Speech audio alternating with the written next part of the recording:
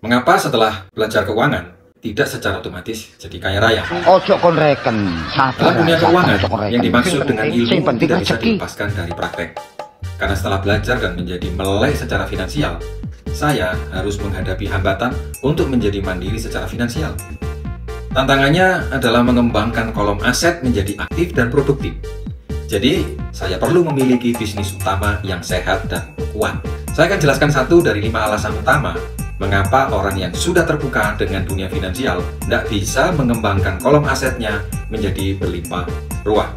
Kolom aset inilah yang bisa membebaskan kita untuk menjalani hidup yang kita mimpikan. Daripada bekerja seharian berbulan-bulan, bertahun-tahun, endingnya hanya untuk membayar tagihan. Jangankan asetnya bertambah, dana liquid saja tidak tersedia meskipun memiliki penghasilan yang besar. Ada 5 alasan utama, yaitu ketakutan, sinisme, kemalasan, kebiasaan buruk, dan arogan. Saat ini saya bahas yang pertama saja dulu, yaitu bagaimana mengatasi rasa takut kehilangan uang. Jadi, bagaimana mengatasi rasa takut kehilangan uang? Saya tidak pernah bertemu dengan orang yang senang jika kehilangan uang, dan saya tidak pernah bertemu orang kaya yang tidak pernah kehilangan uang. Tapi saya bertemu banyak sekali orang-orang miskin seperti saya dulu yang tidak pernah kehilangan sesen pun uang untuk asuransi dan investasi. Ketakutan kehilangan uang ini nyata loh. Setiap orang tentu punya rasa takut. Bahkan orang kaya pun sama. Tapi bukan ketakutan itu masalahnya. Masalahnya adalah bagaimana Anda mengatasi kehilangan itu. Itu yang membedakan. Itu juga berlaku dalam konsep kegagalan hidup. Jadi, problemnya bukan pada uang, tapi diri saya. Perbedaan utama antara orang kaya dan orang miskin adalah cara mereka mengatasi ketakutannya. Jika Anda membenci risiko hidup sehingga merasa cemas, mulailah mengatasinya sejak dini. Itulah sebabnya bank menyarankan agar menabung jadi kebiasaan sejak muda. Kalau Anda mengenal kekuatan dari suku bunga, maka menyimpan rutin 1 juta sebulan di obligasi dengan diskon 6,9% setahun, maka akan menjadi 1,1 miliar di 30 tahun mendatang. Tapi bagaimana kalau Anda tidak punya cukup waktu karena usia Anda sudah menginjak 50 tahun dan sebentar lagi memasuki masa pensiun? Bagaimana Anda mengatasi rasa takut kehilangan atau kehabisan uang? Cara teman-teman sebaya saya adalah dengan tidak melakukan apa-apa. Itu kelihatan dari cara mereka untuk menghindari mendiskusikan masalah ini. Bahkan terang-terangan menolak. Wah repot sampai butuh terong ya. Ini masalah sikap dan mindset. Alasan terbesar kurang berhasil secara finansial adalah karena mereka memainkannya terlalu aman. Mereka begitu takut kehilangan sehingga mereka kalah. Dalam hidup saya sendiri, saya telah memperhatikan bahwa menang biasanya mengikuti kekalahan. Sebelum saya akhirnya bisa naik sepeda, pertama-tama saya jatuh berulang kali, ya kan? Saya tidak pernah bertemu pemain golf yang tidak pernah kehilangan bola golfnya. Saya tidak pernah bertemu orang yang jatuh cinta yang tidak pernah mengalami patah hati. Dan saya tidak pernah ketemu agen asuransi yang sukses dan kaya yang tidak pernah kehilangan nasabah dan tim kerjanya.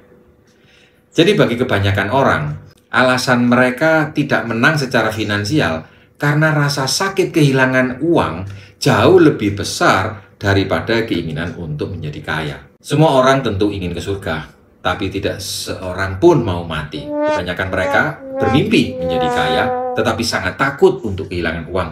Jadi mereka tidak pernah pergi ke surga. Kau ini cari siapa? Kegagalan yang Anda alami hanya akan membuat Anda lebih kuat dan lebih pandai.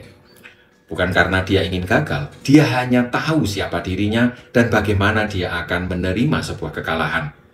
Dia akan menerima kekalahan dan selanjutnya merubahnya menjadi kemenangan. Itulah bedanya pengecut dengan pemenang.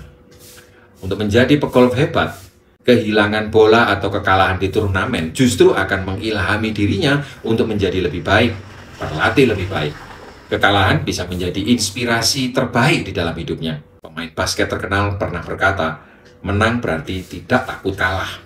Ada perbedaan besar antara membenci kekalahan dengan takut kalah. Alasan utama 90% teman-teman kita mengalami kesulitan secara finansial adalah karena mereka bermain tidak untuk kalah. Dengan begitu, mereka juga tidak bermain untuk menang. Teman-teman, jika Anda mempunyai sedikit uang dan ingin menjadi kaya, Anda pertama-tama harus hidup fokus, bukan hidup seimbang. Jika Anda melihat orang sukses, pada awalnya hidup mereka tidak seimbang. Orang-orang yang hidupnya seimbang tidak akan pernah melangkah kemanapun. Karena sudah stable, mereka tetap berada dalam satu titik itu. Jadi untuk membuat kemajuan, pertama-tama Anda harus mempersiapkan diri menjalani hidup tidak seimbang, tetapi fokus. Jika Anda memiliki hasrat apapun untuk menjadi kaya, Anda harus fokus. Taruhlah telur Anda di dalam sedikit keranjang. Jangan melakukan apa yang dilakukan orang bermental miskin yang ingin dianggap kaya. Mereka menaruh telur mereka yang sedikit itu ke dalam banyak keranjang.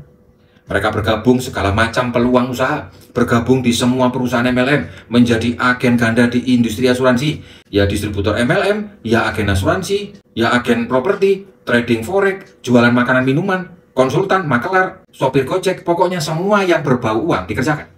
Kerjanya serabutan, sampai istrinya nggak kenal lagi dia itu kerjanya apa. Subuh jadi petugas kebersihan, pagi siang dia jadi karyawan, sore jadi makelar, malam jadi agen asuransi, dini hari jualan makanan, kerja, tipes pak. Dalam bisnis asuransi, jika Anda mau sukses besar, Anda perlu fokus. Anda perlu memiliki nasabah yang terdidik dan didukung oleh tim kerja yang jumlahnya terus bertambah dan sikapnya terus bertumbuh. Jadi masih ada satu tahapan lagi yang perlu diraih. Tidak cukup hanya ilmu keuangan saja. Anda butuh pengetahuan tambahan tentang cara berkomunikasi dengan manusia dan bagaimana mengembangkan potensi terbesar mereka. Bahkan Anda butuh komunitas dan sistem pendukung yang memadai. Jika arus penghasilan Anda mulai mengalir, Anda perlu menjaga sumber penghasilan serta mengelola pengeluaran Anda melalui strategi manajemen keuangan. Kesimpulannya, untuk memperbesar kolom aset membutuhkan sikap dan kemandirian yang tinggi. Ini membutuhkan tekad untuk bersedia menyisihkan berapapun penghasilan Anda ke dalam alokasi pos yang sudah direncanakan. Anda butuh keberanian, kesabaran, dan sikap yang baik. Kalahkan rasa takut berinvestasi atau membangun bisnis dengan memiliki sikap yang baik terhadap kehilangan dan kegagalan. Para pengecut menghindari kegagalan, padahal kegagalan dapat mengubah pengecut menjadi seorang pemenang. Terima kasih.